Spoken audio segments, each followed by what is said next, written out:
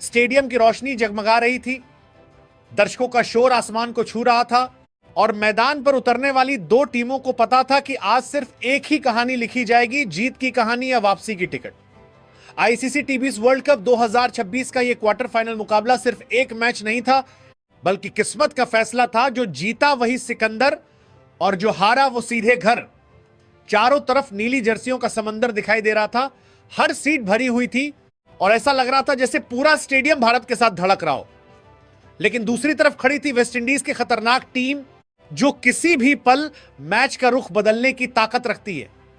दबाव इतना ज्यादा था कि हर गेंद एक कहानी बन रही थी और हर रन की कीमत बढ़ चुकी थी। ऐसे हाई वोल्टेज मुकाबले में भारत के कप्तान सूर्य कुमार यादव टॉस के लिए मैदान में उतरे और टॉस जीतते ही उन्होंने पहले गेंदबाजी करने का फैसला किया। पिच बल्लेबाजी के लिए अच्छी दिखाई दे रही थी, लेकिन शुरुआत में हल्की नमी और मौसम की परिस्थितियों को देखते हुए भारतीय कप्तान ने पहले गेंदबाजी करना बेहतर समझा और बाद में लक्ष्य का पीछा करने की रणनीति अपनाई। मैच शुरू होते ही भारतीय गेंदबाजों ने यह साबित कर दिया कि कप्तान का फैसला बिल्कुल सही था।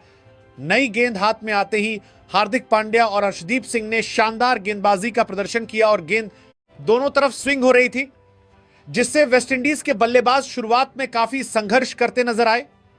वेस्टइंडीज की तरफ से कप्तान शाई होप और रोस्टन चेस की ओपनिंग जोड़ी मैदान पर उतरी, लेकिन भारतीय गेंदबाजों ने उन्हें शुरुआत से ही खुलकर खेलने का मौका नहीं दिया और लगातार दबाव बनाए रखा। शुरुआती ओवरों में रन बनाना बेहद मुश्किल हो गया था और वेस्टइंडीज की शुरुआत उम्मीद से काफी धीमी रही।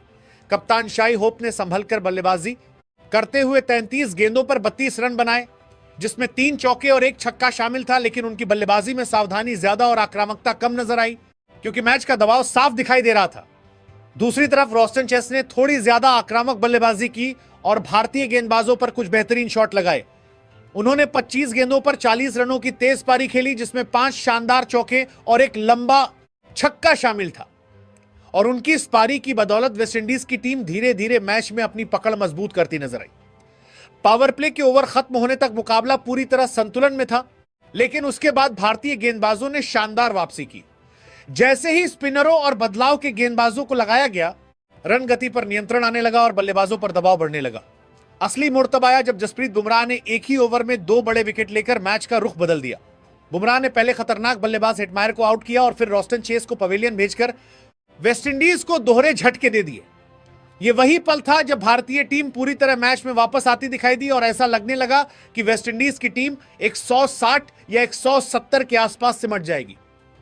स्टेडियम में बैठे भारतीय समर्थकों का जोश अचानक बढ़ गया और हर तरफ इंडिया इंडिया की आवाज गूंजने लगी। लेकिन क्रिकेट का खेल आखिरी ओवर तक खत्म नहीं होता और यही बात वेस्टइंडीज की टीम ने साबित कर दी। जब लग रहा था कि भारतीय गेंदबाज पूरी तरह हावी हो चुके हैं, तभी रोमन पॉवेल और जेसन होल्डर ने मोर्चा संभाला और बेहद समझदारी के साथ बल्लेबाजी शुरू की। दोनों बल्लेबाजों ने पहले विकेट बचाने पर ध्यान दिया और फिर धीरे धीरे रन गति को बढ़ाना शुरू किया। रोमन पॉवेल ने सिर्फ 19 गेंदों पर 34 रनों की तेज पारी खेली, जिसमें 2 शानदार छक्के और 3 चौके शामिल थे और उन्होंने भारतीय गेंदबाजों की लाइन और लेंथ को बिगाड़ दिया। दूसरी तरफ जेसन होल्डर ने भी शानदार बल्लेबाजी करते हुए 22 गेंदों पर 37 रन बनाए, जिसमें 3 गगनचुंबी छक्के और 2 चौके शामिल थे। इन दोनों बल्लेबाजों के बीच हुई साझेदारी ने मैच का संतुलन पूरी तरह बदल दिया और जहां एक समय लग रहा था कि वेस्टइंडीज की टीम बड़ा स्कोर नहीं बना पाएगी, वहीं अब स्कोर तेजी से आगे बढ़ने लगा। डेथ ओवर्स में भारतीय गेंदबाजों पर दबाव साफ दिखाई दे रहा था और वेस्टइंडीज के बल्लेबाज हर ओवर में बड़े शॉट लगाने में सफल रहे। इस तरह वेस्टइंडीज की टीम ने 20 ओवरों में 4 विकेट के नुकसान पर 195 रन बना लिए, जो कि एक बड़ा और चुनौतीपूर्ण स्कोर था।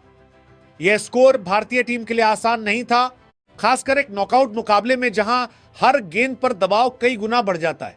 इस तरह भारत के सामने जीत के लिए 196 रनों का लक्ष्य रखा गया और अब मुकाबले का असली रोमांच शुरू होने वाला था। 196 रनों के चुनौतीपूर्ण लक्ष्य का पीछा करने जब भारतीय बल्लेबाज मैदान में उतरे तो पूरा स्टेडियम नीली जर्सियों के समंदर में डूबा हुआ दिखाई दे रहा था। चारों तरफ सिर्फ एक ही आवाज गूंज रही थी, इंडिया इंडिया। और यह शोर भारतीय बल्लेबाजों के हौसले को और बुलंद कर रहा था। दबाव बेहद ज्यादा था क्योंकि यह एक नॉकआउट मुकाबला था और हार का मतलब सीधे टूर्नामेंट से बाहर होना था। लेकिन भारतीय टीम पूरे आत्मविश्वास के साथ मैदान में उतरी। भारत की तरफ से पारी की शुरुआत करने के लिए अभिषेक शर्मा और संजू सैमसन की ओपनिंग जोड़ी मैदान में आई।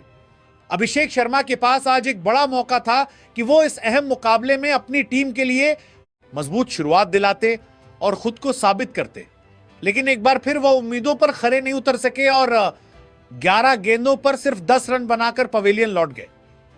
उनके आउट होते ही कुछ पल के लिए स्टेडियम में सन्नाटा सा छा गया, क्योंकि ये एक अहम मैच था और भारत को तेज शुरुआत की जरूरत थी।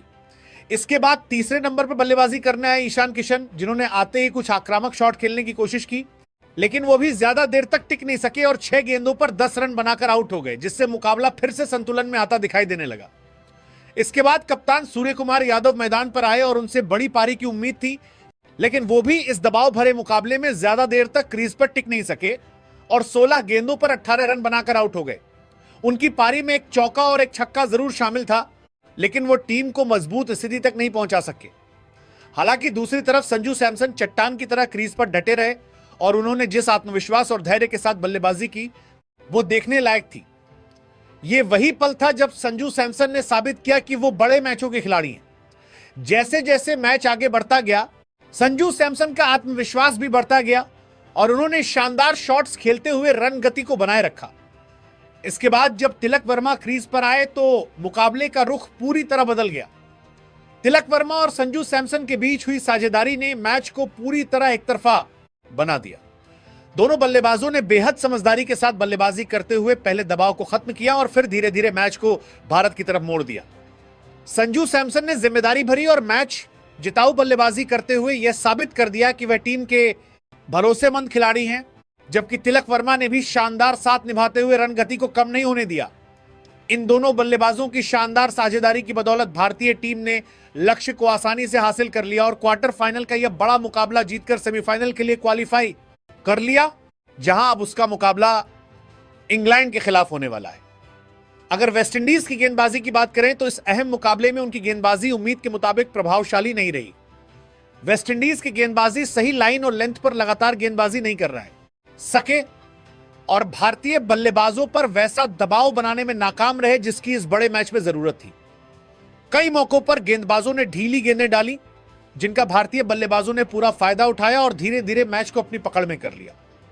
आखिरकार भारत ने शानदार प्रदर्शन करते हुए यह मुकाबला जीत लिया और सेमीफाइनल में अपनी जगह पक्की कर ली और इस जीत के साथ भारतीय टीम ने यह संदेश दे दिया कि वो इस टूर्नामेंट की सबसे मजबूत दावेदारों में से एक है।